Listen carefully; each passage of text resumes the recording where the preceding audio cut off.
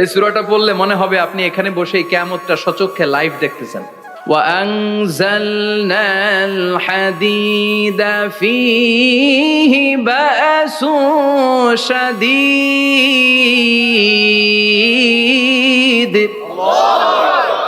আমি পৃথিবীর মধ্যে লোহা নাজিল করেছি, লোহার ভেতরে আছে ভয়ঙ্কর ধরনের শক্তি।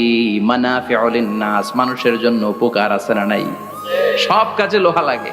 মোবাইল বানাবেন, লোহা লাগবে। গাড়ি, লোহা লাগবে। বাড়ি, লোহা লাগে। এই যে মাইক দিয়ে ওয়াজ করতেছি, লোহা আছে না? লোহা ছাড়া কিছুই হয় না। এই পাহাড়ের এত শক্তি যে পৃথিবীর এই থারথার করে কাঁপুনিকে বন্ধ করে দিয়েছে। হালমিন খালকিকা আসাদ্দা মিনাল জিবাল। ইয়া রব, আপনার সৃষ্টিকুলের মধ্যে পাহাড়ের চেয়ে শক্তিশালী কি কিছু আছে? আল্লাহ বললেন নাম আছে। কি সেটা? আল্লাহ বললেন সেটা হচ্ছে আল হাদিদ, মানে লোহা। লোহা চিনেন? এই হাদিদ নামে, আল হাদিদ নামে আল্লাহর কোরআনে একটা সূরা আছে না নাই? সূরাতুল হাদিদ, লোহার সূরা।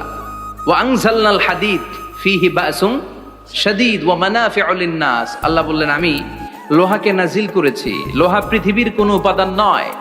পৃথিবীতে লোহার মলিকিউল তৈরি হয়নি, হয়েছে মহাবিশ্বের অন্য কোনো জায়গা থেকে। লোহার একটা অণু তৈরি করতে 1 কোটি ডিগ্রি সেলসিয়াসেরও বেশি তাপমাত্রা লাগে। এই লোহাকে আল্লাহ বললেন আমি পাহাড়ের চেয়ে বেশি শক্তিশালী করে বানিয়েছি লোহাকে। সুবহানাল্লাহ পড়েন। ফেরেশতারা বললেন হালমিন খালকিকা আসাদ্দা মিনাল হাদিদ। আল্লাহ, আপনার এই সৃষ্টিকুলের মধ্যে লোহার চাইতেও শক্তিশালী কি কিছু আছে? আল্লাহ বললেন নাম আছে। ফেরেশতারা বললেন মা হিয়া। আল্লাহ বললেন সেটা হচ্ছে আন্নার, আগুন। আগুন লোহাকেও গলিয়ে দেয়। সুবহানাল্লাহ পড়েন। ফেরেশতারা বললেন হালমিন খালকিকা আসাদ্দা মিনান নার। আল্লাহ, আপনার এই সৃষ্টিকুলের মধ্যে আগুনের চাইতেও কি শক্তিশালী কিছু আছে? আল্লাহ বললেন আছে। কি সেটা? আলমা, পানি। পানি মারলে আগুন। সুবহানাল্লাহ পড়েন। ফেরেশতারা বললেন ইয়া রাব, হালমিন খালকিকা আসাদ্দা মিনাল মা। আপনার এই সৃষ্টিকুলের মধ্যে পানির চাইতেও শক্তিশালী কি কিছু আছে? আল্লাহ বললেন নাম আছে। সেটা কি? আর রিহ। আর রিহ মানে বাতাস। কারণ বাতাসের ধাক্কায় সমুদ্রে, সাগরের পানিতে ঢেউ খেলে, জলের উচ্ছ্বাস হয়, জলোচ্ছ্বাস হয়, ঠিক কিনা? এবার ফেরেশতারা বললেন মাবুদ, পানির চাইতেও বেশি শক্তিশালী বাতাস। এবার আমাদের জানতে বড্ড মনে চায়, এই বাতাসের চাইতেও শক্তিশালী কোন সৃষ্টি আপনার সৃষ্টি জগতে আছে নাকি? আল্লাহ বললেন বাতাসের চাইতেও শক্তিশালী একটা জিনিস আছে। দেখি কে কইতে পারে? বলেন সুবহানাল্লাহ। আল্লাহ বললেন বাতাসের চাইতেও শক্তিশালী হলো আশরাফুল মাখলুকাত, মানুষ। কিয়ামতটা যেদিন হবে, ওই দিন গোটা বিশ্বব্যাপী আমাদের পরিস্থিতি কি হবে এটার একটা নকশা আল্লাহ নিজে এই সূরার নকশা এঁকে দিয়েছে। কিয়ামতের প্রামাণ্য ধারা বর্ণনা আল্লাহ নিজে দিয়েছে। এই সূরাটা পড়লে মনে হবে আপনি এখানে বসে কিয়ামতটা সচক্ষে লাইভ দেখতেছেন। সুবহানাল্লাহ পড়বেন না? সূরাটার নাম হচ্ছে আল কারিয়া। কি নাম? সবাই বলেন কি নাম? আল কারিয়া মানে হচ্ছে বিকট আওয়াজ, ভয়ঙ্কর আওয়াজ, জাইগান্টিক সাউন্ড, বোম্বাস্টিক মার্কা সাউন্ড। যেই সাউন্ড, যে আওয়াজ, যে বিকট শব্দ পৃথিবীর কোনো মানুষ শুনে নাই। The trumpet, the siren, the whistle. বিশাল এক হুইসেল বাজানো হবে। ওই হুইসেল বা সাইরেন বাজানোর ফলে বিকট একটা শব্দে গোটা বিশ্ব ভেঙে খান খান হয়ে যাবে। এটার নামই হচ্ছে আল কারিয়া। চিল্লায় এখন সুবহানাল্লাহ। ওই হুইসেল দেওয়ার জন্য, ওই সাইরেন বাজানোর জন্য, ওই সুরের ভেতরে, সিঙ্গার ভেতরে ফুৎকার দেওয়ার জন্য রব্বুল আলামিন স্পেশাল একটা ফেরেশতা বানিয়েছেন। তার নাম হলো ইসরাফিল আলাইহিস সালাম। কি নাম? ইসরাফিল আলাইহিস সালাম। সাইরেনের ভেতরে 3টা ফুৎকার দেওয়ার জন্য তৈরি করেছেন। তার ডিউটি হচ্ছে তার গোটা জীবন জুড়ে সে হুইসেলের ভেতরে 3টা ফু দিবে। এটার বাংলায় বলে সিঙ্গা। বাংলায় কি বলে? সিঙ্গায় ফু দিবে কয়টা? চিল্লায় বলেন। এই ফেরেশতার পা দুটো হচ্ছে জমিনে, এই ফেরেশতার মাথা হচ্ছে আকাশেরও অনেক উপরে। সৃষ্টির পর থেকে এই ফেরেশতা ওই সিঙ্গাটা, ওই বাঁশিটা তার 2 ঠোঁটের মাঝখানে লাগিয়ে আল্লাহর আরশের দিকে তাকিয়ে আছে and just waiting for the green signal. আল্লাহর পক্ষ থেকে সিগন্যাল আসার অপেক্ষায় আছে যে আল্লাহ কখন বলবে যে ফু দে। সুবহানাল্লাহ। 3টা ফু দেওয়ার জন্য রব্বুল আলামিন একটা ফেরেশতা বানালেন। ইসরাফিল ফেরেশতা সৃষ্টির শুরু থেকে বিশাল সিংহাটাকে, সাইরেনটাকে, ট্রাম্পিটটাকে দুই ঠোঁটের মাঝখানে লাগিয়ে আল্লাহর আরশের দিকে তাকিয়ে আছে, কবে আমার প্রভু বলবে সাইরেনের মধ্যে বাঁশি বাজা। He is waiting. ঠিক এই মুহূর্তে যখন আমি কথা বলছি আর আপনারা শুনছেন, ঠিক এই মুহূর্তেও ওই সাইরেনটা ওনার দুই ঠোঁটের মধ্যে লাগানো, আর উনি আরশের দিকে তাকিয়ে অপেক্ষা করছে কখন আমার রব আদেশ করে, আর তখন আমি সিংহায় ফুৎকার দিয়ে গোটা বিশ্বটারে মেসাকার বানিয়ে দিব। কোন সুবহানাল্লাহ। এই ঘটনাটাই আল্লাহ প্রামাণ্য দলিল দিয়ে বর্ণনা করেছেন। আর বর্ণনা করতে যে এই সূরার নাম দিয়েছেন আল কারিয়া। কি নাম? মানে বিকট আওয়াজ, ভয়ঙ্কর আওয়াজ, বজ্রনিনাদ, মহাপ্রলয়ের সেদিন এমন আওয়াজ হবে যে আওয়াজ পৃথিবীতে কেউ কোনোদিন আমরা শুনি নাই। পৃথিবীতে কে সবচেয়ে বড় আওয়াজের কি শুনেছেন বলেন? সিডরের ভয়ঙ্কর আওয়াজ। হ্যাঁ, কিসের আওয়াজ? বজ্রপাত। বজ্রপাত, থান্ডার, ঠেডার আওয়াজটা আসলেই ভয়ঙ্কর। আমি বছরের বেশিরভাগ সময় জুড়ে থাকি মালয়েশিয়াতে। মালয়েশিয়ার পাশের দেশ সিঙ্গাপুর। পৃথিবীতে যেই কয়েকটা দেশে সবচেয়ে বেশি বজ্রপাত রেকর্ড করা হয় এর মধ্যে একটা হচ্ছে সিঙ্গাপুর, আর একটা হচ্ছে ভুটান। এই দেশগুলোতে সবচেয়ে বেশি বজ্রপাত পড়ে। ভয়ঙ্করতম বজ্রপাতের আওয়াজ। আসলে এই বজ্রপাতের আওয়াজ খুব বিকট আওয়াজ। আপনি ঠিকই বলেছেন। ইসরাফিল যখন ওই সিংহার ভেতরে ফুৎকার দিবে, ওই ফুৎকারের যে আওয়াজটা হবে, এই আওয়াজটা কি এই আওয়াজগুলোর মতো? কথা বলেন।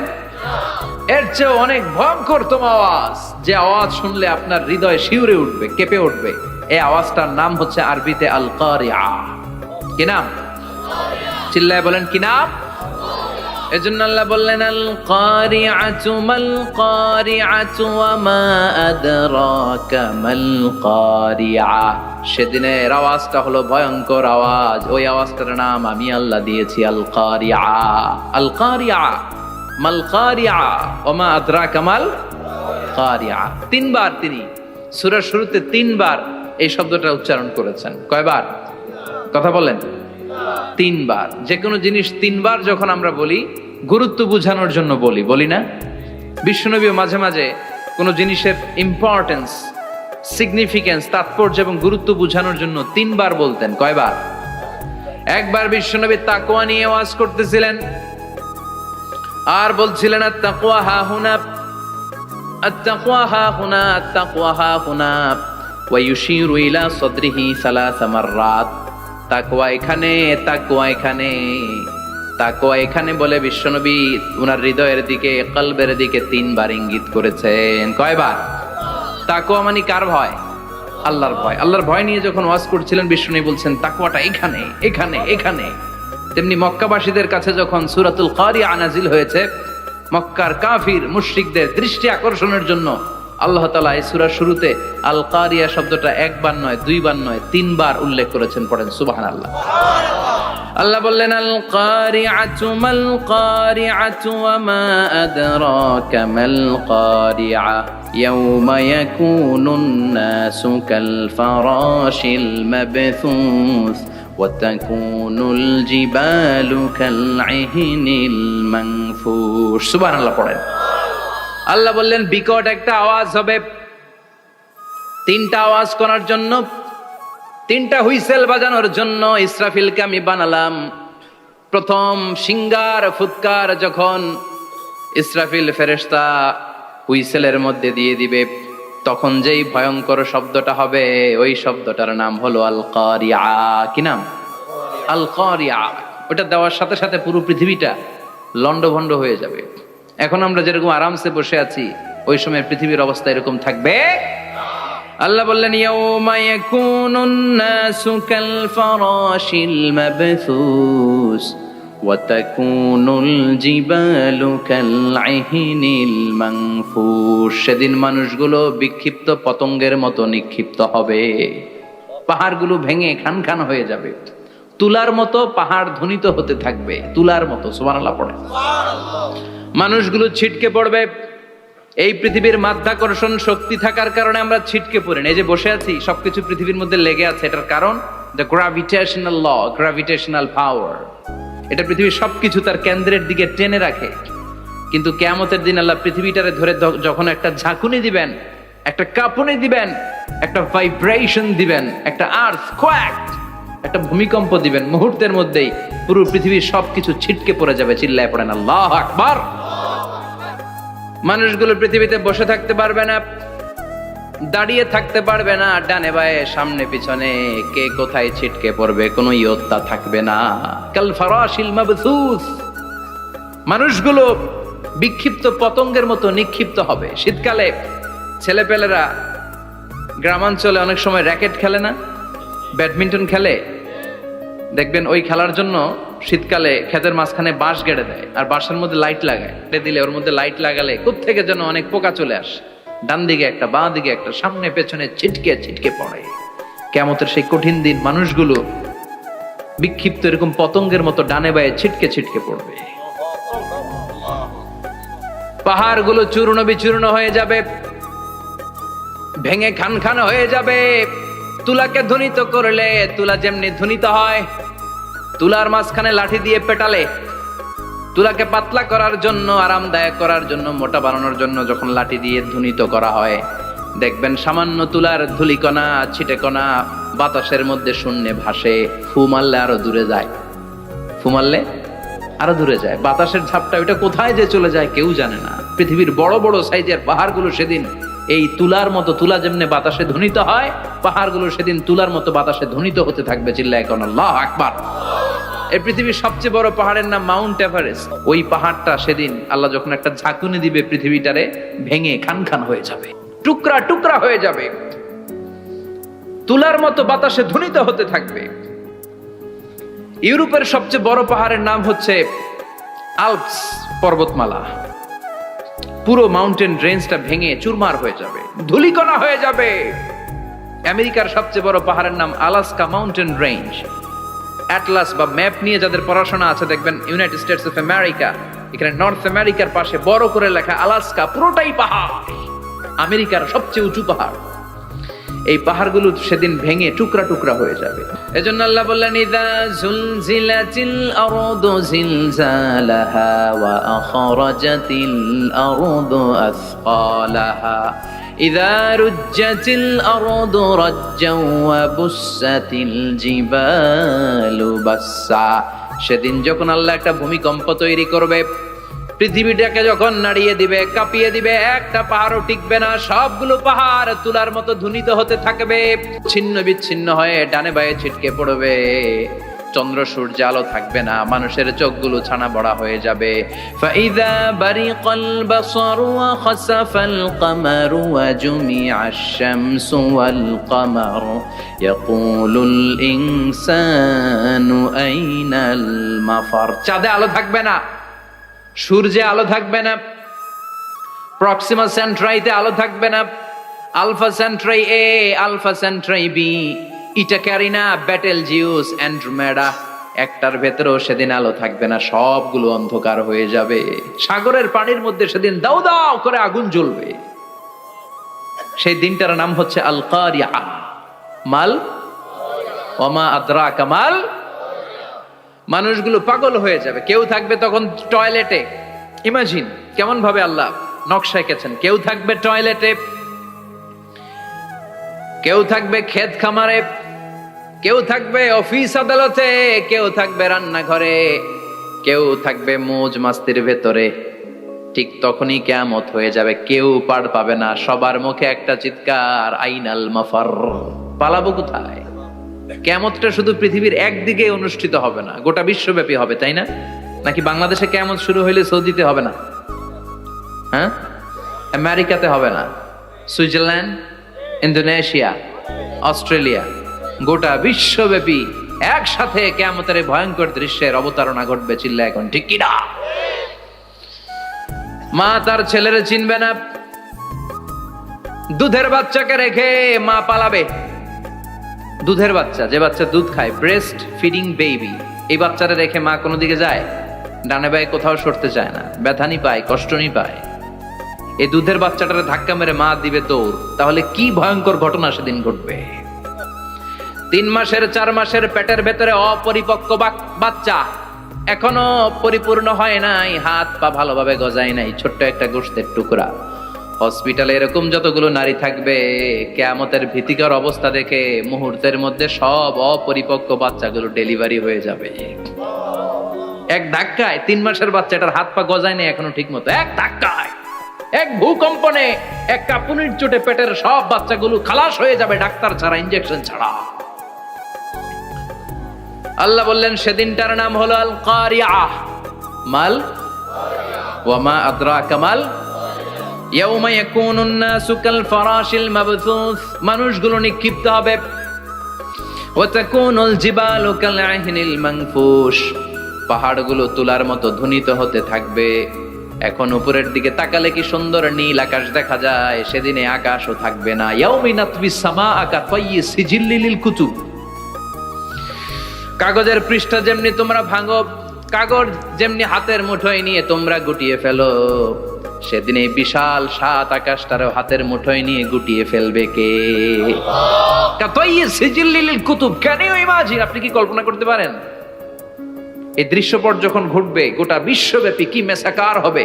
স্যাটেলাইট চ্যানেলগুলো ভেঙে দুমড়ে মুচড়ে পড়বে, পৃথিবীর যত বড় বড় টাওয়ার গুলো আছে ভেঙে আবাসিক এলাকার উপর পড়বে, পাহাড়গুলো ভেঙে খান খান সাগরের পানির ভেতরে দাউ দাউ করে আগুন জ্বলবে। বুর্জ আল খলিফা, পৃথিবীর সবচেয়ে উঁচু টাওয়ার, ওইটার তো কিছু হবে না ওই দিন। কি হবে? ভেঙে যাইব, ভেঙে খান খান হয়ে যাবে, ভেঙে টুকরা টুকরা হয়ে যাবে। এবার আমি যখন হজে গিয়েছিলাম, জেদ্দা এয়ারপোর্টে নেমে মাক্কা যাচ্ছি প্রথমে উমরার জন্য, তখন বাঁ দিকে অনেক দূরে দেখতে পেলাম কিংডম টাওয়ার। এটার কাজ চলতেছে, আগামী বছর, এই বছর অথবা আগামী বছর এটার খুলে দিবে। এটা বুর্জ আল খলিফা থেকে আরো উঁচু। বুর্জ আল খলিফা 818 মিটার উঁচু, আর এই কিংডম টাওয়ার 1000 মিটার উঁচু, মানে 1 কিলোমিটার উঁচু। কিয়ামতের ওই ঝাঁকুনি আর ভূমিকম্পের সময় এগুলো টিকবে একটাও? আরো যে টাওয়ার গুলো আছে, সাংহাই টাওয়ার, তাইপেডাং 101, পেট্রোনাস টুইন টাওয়ার, বাংলাদেশের 40, 50, 60 তালাগুলা টিকবে? আমাদের কুমিল্লা শহর তো এখন টাওয়ারের শহর হয়ে গেছে। একটা বড় ছাদের উপর থেকে কুমিল্লা শহরের দিকে তাকালে এটা কি কুমিল্লা না উত্তরা বুঝাই যায় না। এই টাওয়ার গুলো একটাও টিকবে? আওয়াজ করে বলেন টিকবে? সে কথাই আল্লাহ বললেন আল কারিআতু মাল কারিআতু ওয়া মা আদরাকা মাল কারিআ ইয়াউমা ইয়াকুনুন নাসু কাল ফারাশিল মাবথুস ওয়া তাকুনুল জিবালু কাল আহিনিল মানফুশ। কি দৃশ্য আল্লাহ আঁকলেন! প্রথমে একটা সাইরেন দেয়া হবে, দেয়ার সাথে সাথে ভেঙে চুরে সব সারখার, মানুষগুলো পাগলের মতো দৌড়াবে। ওমা হুম বিসুকারা ওয়ালাকিন্না আযাবাল্লাহি শাদীদ। মানুষগুলোর দৌড়াদৌড়ি দেখলে মনে হবে যে মাতালের মতো দৌড়াচ্ছে, রেড ওয়াইন খেয়ে, হুইস্কি খেয়ে, মদ খেয়ে পাগলের মতো দৌড়াচ্ছে। আসলে মদ খায় নাই, হুইস্কিও খায় নাই। সেদিন আল্লাহর আযাব এত ভয়ঙ্কর হবে, মানুষগুলো সব হয়রান হয়ে যাবে, মানুষগুলো পাগলের মতো দৌড়াবে। সাগরের পানিতে দাউ দাউ করে আগুন, স্যাটেলাইট ভেঙে খান খান, বিল্ডিং গুলো ভেঙে ভেঙে পড়ছে, পাহাড়গুলো ধ্বনিত হচ্ছে, গোটা বিশ্বব্যাপী বিকট আওয়াজ। পৃথিবীর যখন ঠিক এইরকম অবস্থা, আল্লাহ তাআলা ইসরাফিলকে বলবে, ইসরাফিল 3টা ফুৎকার দেওয়ার জন্য তোকে তৈরি করেছি, এবার দ্বিতীয় ফুৎকারটা দে। তাকে ফুৎকার দিতে হবে মোট কয়টা? আরো জোরে বলেন। সে কেবল একটা দিয়েছে, এবার দ্বিতীয় ফুৎকার দিবে।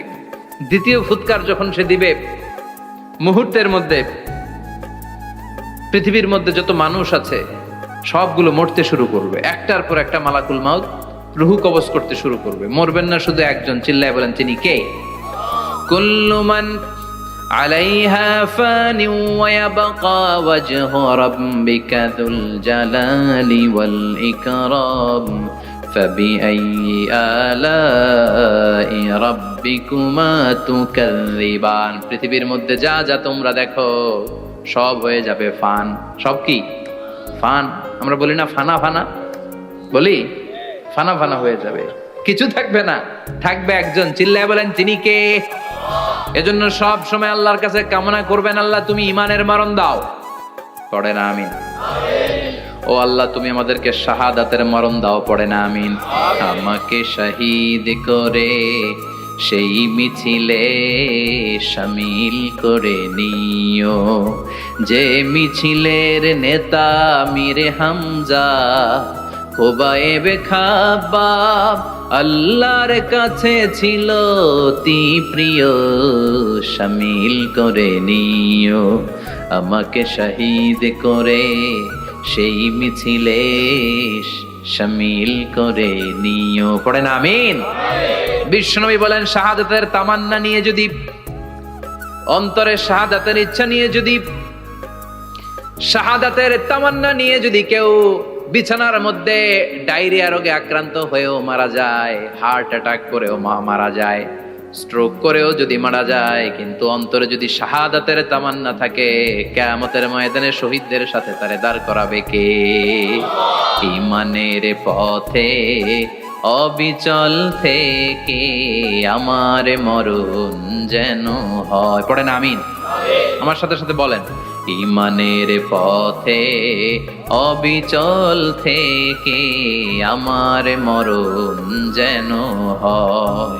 তোমারই কাছে মিনতি আমার, তোমারই কাছে মিনতি আমার, মহামহিম দয়াময়। ঈমানের পথে অবিচল থেকে আমার মরণ যেন হয়। পড়েন আমিন। ঈমানের মৃত্যু এক আল্লাহ ছাড়া কেউ দিতে পারে না, শাহাদাতের মৃত্যু আল্লাহ ছাড়া কেউ দিতে পারে না। এজন্য আখের যদি ভালো হয়, সব ভালো তার, শেষ ভালো যার। বিশ্বনবী দোয়া করতেন, আল্লাহুম্মা রযুকনা হুসনাল খাওয়াতিম, আল্লাহুম্মা রযুকনা হুসনাল খাওয়াতিম। প্রতিদিন সব সময় নামাজের পরে পড়বেন, আল্লাহুম্মা রযুকনা হুসনাল খাওয়াতিম, আল্লাহুম্মা রযুকনা হুসনাল খাওয়াতিম। আল্লাহ আমাদের শেষটাকে ভালো করো, আমাদের শেষটাকে তুমি ঈমানের উপর করো। পড়েন আমিন। অনেক আল্লাহওয়ালা নামাজি শেষ জীবনে মুরতাদ হয়ে যায়, নাস্তিক হয়ে যায়, আছে না নাই? মুফাসসির ইসলামের নাম শুনছেন? অনেক ইসলামের বয়ান দিত লোকটা শুরু থেকে আমি তাকে চিনতাম। অনেক ইসলামের বয়ান করতো, ইসলামের পক্ষে এসে অনলাইনে কথা বলতো। আস্তে আস্তে আস্তে আস্তে নাস্তিক হয়ে গেছে। এজন্য বিশ্বনবী বলতেন, আল্লাহুম্মা রযুকনা হুসনাল খাওয়াতিম, আল্লাহ শেষটা আমার ভালো করো, আমার শেষটা যেন কালিমাতুত তাইয়্যিবা লা ইলাহা ইল্লাল্লাহর উপর হয়, আমার শেষটা যেন ঈমানের উপর হয়। পড়েন আমিন। এক সাহাবা জিহাদের ময়দানে, বুখারীর বর্ণনা, যুদ্ধের ময়দানে সে সামনে যাই পাচ্ছে, লা তাজিদু শাযা ওয়ালা ফাযা ইল্লা ইয়াকতুলু বিসাইফি, বিশাল তলোয়ার নিয়ে আল্লাহু আকবার বলে বলে কাফের আর মুশরিকের বাচ্চাগুলোরে কচুকাটা করছে। সাহাবী নবীর কাছে এসে খুশ খবর দেয়, ও নবী দেখেন আপনার সাহাবী দিন কায়েমের আন্দোলনে কালিমার পতাকাটারে জমিনের বুকে পতপত করে উড়ানোর জন্য কেমন করে যুদ্ধের ময়দানে, জিহাদের ময়দানে কাফের আর মুশরিকদেরকে কচুকাটা করছে। নবী দেখেন আজকের জিহাদের ময়দানে যুদ্ধের সব সওয়াব আল্লাহ এই সাহাবীরই দিয়ে দিবে। বিশ্বনবী বললেন, হুয়া ফিন্নার, সে জাহান্নামে যাবে।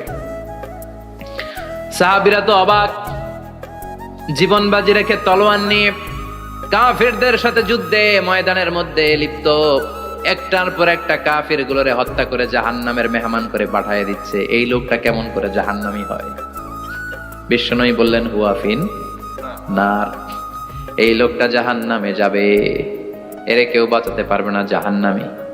এক সাহাবী মনে মনে বলল, এই লোকটা কেমন করে জাহান্নামী হয়, আমি তার পেছনে পেছনে দেখবো তার শেষ পর্যন্ত কি ঘটে, কারণ নবী যা বলে এটা তো কোনোদিন মিথ্যা হতে পারে। সাহাবী লুকিয়ে লুকিয়ে তার পিছু নিল, দেখলো যুদ্ধ করতে করতে জিহাদের ময়দানে শত্রুদের মাঝখানে ঘাটির ভেতরে সে মারতে মারতে চলে গিয়েছে, মারতে মারতে কাফেরদের মাঝখানে এমন জায়গায় চলে গিয়েছে চারদিক থেকে কাফেররা তাকে ঘেরাও দিয়ে ফেলেছে। এবার আর সে পারে না, দীর্ঘ সময় যুদ্ধ করতে করতে এবার ক্লান্ত শ্রান্ত, এবার নিজেও মারে আবার মাইরও খায়, মারে আবার মাইরও খায়। খেতে খেতে হঠাৎ এক কাফেরের তলোয়ারের আঘাত তার ডান হাত নাই, এক কোপে ডান হাতটা জমিনে পড়ে গিয়েছে, ফিনকে দিয়ে রক্ত, ব্লিডিং হতে হতে, রক্তপাত হতে হতে সাহাবী নিস্তেজ, আর পারে না, আর সহ্য করতে পারে না। শাহাদাতের জন্য অল্প একটু দেরি, এই অল্প একটু দেরি সাহাবীর আর সহ্য হয় নাই। ওই সাহাবী নিজের তলোয়ারটা জমিনের মধ্যে গেড়ে তলোয়ারের উপরে ঝাঁপিয়ে পড়েছে। তলোয়ারের এক মাথা পেটের এইখান দিয়ে ঢুকে পিঠের ওই পাশ দিয়ে বের হয়েছে।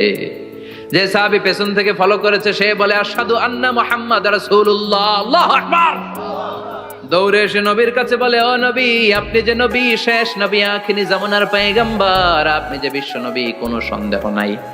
আমি নিজ চোখে চাক্ষুষ দেখে এসেছি আপনার ওই সাহাবা আত্মহত্যা করে দুনিয়া থেকে বিদায় হয়েছে। এজন্য শেষটা কার, শেষটা কিভাবে যায় আমরা জানি। এজন্য আল্লাহর কাছে আমরা ফরিয়াদ করি আমাদের মৃত্যু যেন ঈমানের মৃত্যু হয়। আমিন পড়েন, আর জোরে পড়েন আমিন। দ্বিতীয় ফুৎকার দেওয়ার সাথে সাথে আল্লাহ মালাকুল মাউতকে বলবে, ও মালাকুল মাউত, পৃথিবীর সব মানুষগুলোর রুহ কবজ কর। সব মানুষের রুহ কবজ হয়ে যাবে। সব জিনদের রুহ কবজ কর। সব জিনদের রুহ কবজ হয়ে যাবে। এবার সব ফেরেশতাদের রুহ কবজ কর। সব ফেরেশতাদের রুহ কবজ হয়ে যাবে। আল্লাহ বলবেন আখবিরনি মা ইয়াবকা, আর কে কে বেঁচে আছে বল। মালাকুল মউত বলবে, আল্লাহ মানুষগুলো সব শেষ, জিনগুলো শেষ, ফেরেশতাগুলো শেষ, শুধুমাত্র 4 জন বড় বড় ফেরেশতা এখনো মরে নাই। আল্লাহ বলবে, যা জিব্রাইল, মিকাইল, ইসরাফিল, যে ইসরাফিলের ফুৎকারে কিয়ামত হয়েছে ওই ইসরাফিলকেও শেষ করে ফেল। জিব্রাইল, ইসরাফিল, মিকাইল সব শেষ। এবার মহাবিশ্বে কেউ নাই। আল্লাহ বলবেন আখবিরনি মা ইয়াবকা, ও মালাকুল মাউত আজরাইল, এবার কে আছে? কয় কেউ নাই, সব শেষ। কেউ আছে? কেউ নাই, সব শেষ। আছে শুধু আল্লাহ আর মালাকুল মাউত, ঠিক কি না? আল্লাহ বলবে আখবিরনি মা ইয়াবকা, ও মালাকুল মাউত, আমারে বল কে আছে? কয় আমি আছি। কয় তুই মর। আমি আছি, আমি। আল্লাহ বলবে তাহলে এবার তুই মর। তুই মর শোনার সাথে সাথে মালাকুল মাউতের কাঁপুনি ছুটে যাবে, খিচুনি ছুটে যাবে, ভয় ভয়ে খিচুনি ছুটে যাবে। কারণ মৃত্যুটা তো সে দেখেছে। দুইটা সিস্টেমে মালাকুল মাউত রূহ কবজ করে। আপনারা যারা আল্লাহওয়ালা, আপনাদের মাথার সামনে এসে একটা যুবক, সুশ্রী, যত সুন্দর হতে পারে একজন মানুষ, এরকম একজন মানুষের চেহারায় আসবে আপনাদের কাছে। এসে সুগন্ধি পারফিউম মাখা সাদা ধবধবে কাপড় পরে এসে আপনার শিওরে বসবে। এসে খুবই বিনয়ের সাথে, ভদ্রতার সাথে বলবে, ইয়া আইয়াতুহান নাফসুল মুতমাইন্না, ইয়া আইয়াতুহান নাফসুল মুতমাইন্না, ইয়া আইয়াতুহান নাফসুত তাইয়্যিবা, হে পবিত্র আত্মা বেরোয় আয়। বলার সাথে সাথে আপনার রুহটা স্মুথলি বের হয়ে যাবে। ইয়াতি বিহানুত মিন হানুতিল জান্নাহ, কাফান মিন আকফানিল জান্নাহ, জান্নাতের হানুতে করে কাফনের মধ্যে পেঁচিয়ে আপনার রুহটারে মালাকুল মাউত ইল্লিনে নিয়ে যাবে। আল্লাহ আমাদের সবার নসিবে এই ঘটনা তুমি জারি করে দিও, আমিন। আর যারা ইসলাম মানে নাই, কোরআন মানে নাই, বিশ্ব নবীরে মানে নাই, তাদের সামনে কুৎসিত আকৃতির একটা ভয়ঙ্কর চেহারা নিয়ে আসবে। বিআকবাহি মা ইয়াকুন, হাদিসে এসেছে, যত খারাপ হতে পারে একজন মানুষের চেহারা, যত দুর্গন্ধযুক্ত হতে পারে একজন মানুষের দেহ, বিদঘুটে ভয়ঙ্কর রাক্ষসে এক চেহারা নিয়ে আসবে। মুমিনের সামনে এসে যেমনি ভদ্রভাবে বসে যায়, সে এরকম আসবে না। সে ত্রাস সৃষ্টি করবে। ডাকাত যখন আপনার অ্যাটাক করে এমন ত্রাস সৃষ্টি করবে, কোপ মেরে আঘাত করে আপনি ভয়ে সব দিয়ে দিবেন। ওনারা দেখলে আপনার পিলে চমকে যাবে। ভয়ঙ্কর দুর্গন্ধযুক্ত কালো একটা ড্রেস পরে আপনার সামনে এসে এমন ত্রাস সৃষ্টি করে বসবে, ওইটা দেখলে অবস্থা খারাপ। চিৎকার দিয়ে ধমকাবে আর বলবে, ইয়া আইয়াতুহান নাফসুল খাবিসা, হে পাপাত্তা বেরোয় আয় ইলা গাদাবিল্লাহ, আল্লাহর ক্ষোভ, আল্লাহর রাগের দিকে তুই বের হয়ে আয়। মুমিনের আত্মাটা যেমনি স্মুথলি বের হয়ে এসেছে, কাফেরের আত্মাটা বলার সাথে সাথে বেরোতে চাইবে না। আত্মাটা একবার ডানে দৌড়, একবার বায়ে দৌড়, একবার সামনে দৌড়, আর একবার পিছনে দৌড়। এবার মালাকুল মাউত আরো হিংস্র হয়ে যাবে। পা থেকে টান মেরে সারা দেহ থেকে খিচুনি দিয়ে পুরো দেহটারে চাপতে চাপতে জীবিত একটা ছাগলের চামড়া জীবিত অবস্থায় তার দেহ থেকে উল্টো দিকে টেনে টেনে বের করলে যেমন কষ্ট হয়, একজন কাফেরের রুহু দেহ থেকে টেনে হিচড়ে মালাকুল মাউত বের করে ফেলবে। এজন্য আল্লাহর কাছে আমরা চাই, ঈমানের পথে অবিচল থেকে আমার মরণ যেন হয়। প্রতিদিন পড়বেন এটা দোয়া। ঈমানের পথে থেকে যেন আমাদের মৃত্যু হয়। পড়েন আমিন। মালাকুল মাউত এই দৃশ্যগুলো নিজেই ঘটিয়েছে। তার জানা আছে মৃত্যুর কত কষ্ট। আল্লাহ বলবেন মর, বলার সাথে সাথে কাঁপুনি ছুটে যাবে। আল্লাহ বলবেন কেঁপে লাভ নাই, মরতে হবেই, কারণ কুল্লু নাফসিং, everyone has to take the test of death. সবাইকে মৃত্যু নিতে হবে, গ্রহণ করতে হবে স্বাদ। The most certain thing in our life is death, but the most uncertain thing in our life is the time of death.